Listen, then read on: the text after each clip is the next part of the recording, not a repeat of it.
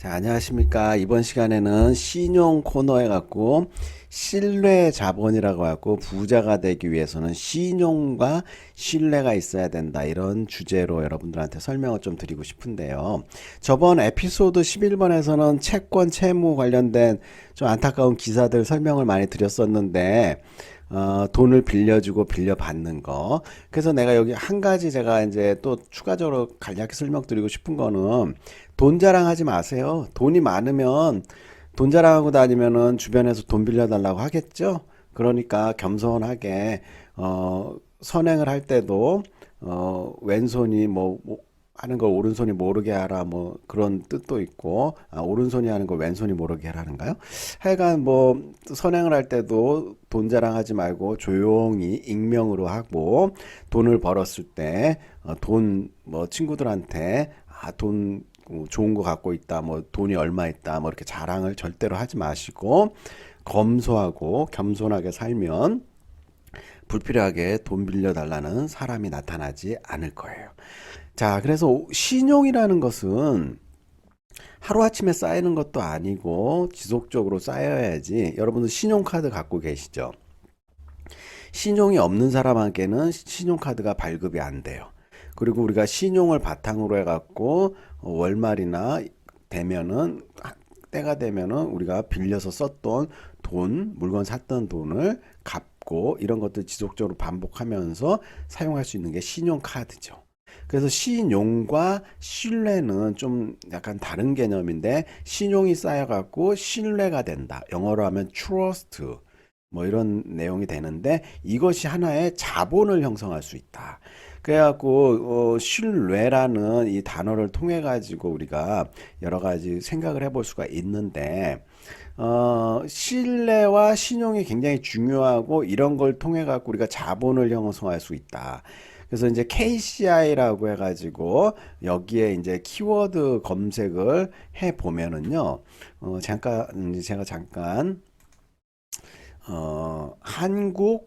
한국연구재단 산하의 한국학술지 인용 색인이라고 논문을 검색할 수 있는 사이트가 있어요. 이 사이트에서 통합 검색으로 신뢰라는 단어를 넣어봤더니 논문이 무려 51,786건. 그러니까 여기 논문 제목에 신뢰라는 단어가 들어간 경우도 있고 키워드 자체가 신뢰가 들어간 논문이 다 해서 51,786건이나 여태까지 국내에서 연구가 돼 있고 여기는 인문학, 사회과학, 자연과학, 공학, 의학 뭐 이렇게 쭉 많은 분야에서 신뢰가 연구가 되고 있죠. 그래서 여기 보시면은 저는 이제 사회과학 전공이니까 사회과학을 이렇게 딱 눌러보고 재검색 딱 해보면 어느 학술지에 이렇게 신뢰가 쫙 연결이 되는지 나와요. 그리고 재밌는 거는 여러분들 이제 신뢰를 이렇게 검색을 해보시면은 한국 신뢰성 학회라고 있어요.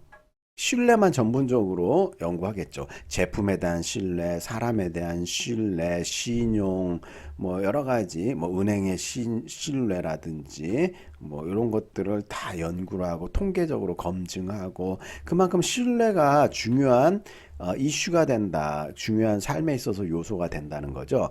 그래서 이제 예를 들어 중국 같은 경우에는 여러분들 인구도 많고 그래서 관시라고 들어보셨죠? 이 관시가 중국에서 굉장히 중요한 요소고 내가 아는 사람, 내가 신용하는 사람, 신뢰하는 사람에게는 전폭적인 지지를 해주고 그렇기 때문에 누군가를 소개받을 때는 신뢰하는 사람이 소개해준 사람은 또 전폭적으로 지지를 받고 서로 인정을 해줘요. 워낙에 인구가 많다 보니까 그렇게 해서 이제 아름아름 채용도 하고 돈도 빌려주고 뭐 그러기도 하는데 이러한 이제 신뢰가 현대 사회에서 이전부터 이제 중요한 그 요소를 차지하고 있고 누군가와 차별하기 위해서는 뭐 신뢰라는 걸 얼마나 그 사람이 갖고 있는지 제품이 차별화를 얼마나 갖고 있는지 신뢰는 신용이 쌓여서 이룩된 것이고 하루아침에 이루어지지 않고 요새는 신뢰 자본이라고 하여 하나의 중요한 자산으로 보고 있다. 기업이 얼마나 신용이 많이 쌓이고 신뢰할 수 있느냐에 따라서 기업이 이제 채권을 발행하잖아요. 그러면 채권 이자율이 달라져요. 그래서 우량 기업이라든지 대기업 재무 제표가 탄탄한 기업은 시중에서 싸게 이 저렴한 이자로 돈을 빌릴 수도 있고 채권도 수익률이 좋게 자본 조달을 할 수가 있어요.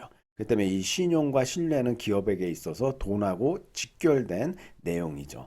그다음에 여러분들 명품 있잖아요. 프랑스라든지 이태리라든지 영국의 이 명품들 이런 건 하루아침에 이루어지지 않고 장인에 의해서 품질이라든지 디자인 뭐 시대적 흐름을 잘 타고 있는 특징이라든지 희소성 이런 것들 하나하나 신뢰가 쌓여갖고 오랜 기간 브랜드와 제품에 대한 쌓인 신뢰가 기꺼이 소비자에게 프리미엄 가격을 받을 수 있도록 만든 거예요. 그래서 이제 명품들, 그 다음에 풀무원이라는 가공식품 회사 같은 경우에는 안전한 먹거리를 모태로 해가지고 신뢰 자산을 형성해서 예를 들어 풀무원이면은 우리가 믿고 먹을 수 있다. 조금 더 비싼 가격을 주더라도 산다. 그리고 뭐 유기농 제품이라든지 그래서 이제 브랜드 네임 뭐 이런 것들은 우리가 신뢰 자산을 형성하는 데 중요한 것들이고 여러분들 유한 킴벌리 회사 같은 경우에는 사회적 기업으로 지구 환경을 생각하고 건강한 사회를 만드는데 일조하기 위해서 나무를 심고 될 수 있으면은 지구를 지키기 위해 노력한다는 신뢰 이미지를 강조를 많이 했죠. 그래서 이 회사는 이제 뭐 여러 가지 여성용품이라든지 화장지 이런 것들을 만드는데 화장지의 주 원료가 나무잖아요. 나무를 사용하지만 소비하는 만큼 또 나무를 많이 생산하기 위해서 심고 사회에 기여한다는 여러 가지 신뢰를 쌓기 위해서 노력을 많이 하고 있어요. 그래서 이제 신용과 신뢰는 굉장히 중요하기 때문에 여러분들 다른 사람한테 돈을 빌렸으면 반드시 제때 이자와 함께 갚아야 되고 그 다음에 빌려줬으면은 돈을 제때 잘 받는 게 중요한데 빌려주면은 돈을 제때 잘 받을 수 있는 사람에게만 빌려줘야겠죠. 안 빌려주는 게 제일 좋고요. 그래서 여러분들 신뢰할 수 있는 사람, 신용이 가질 수 있는 사람만이 부자의 반열에 빨리 오를 수 있다는 것들을 말씀드리고 신뢰 자본에 대해서 우리가 좀 많이 생각을 해볼 필요가 있고요. 조지 버나드 쇼 말씀하셨죠.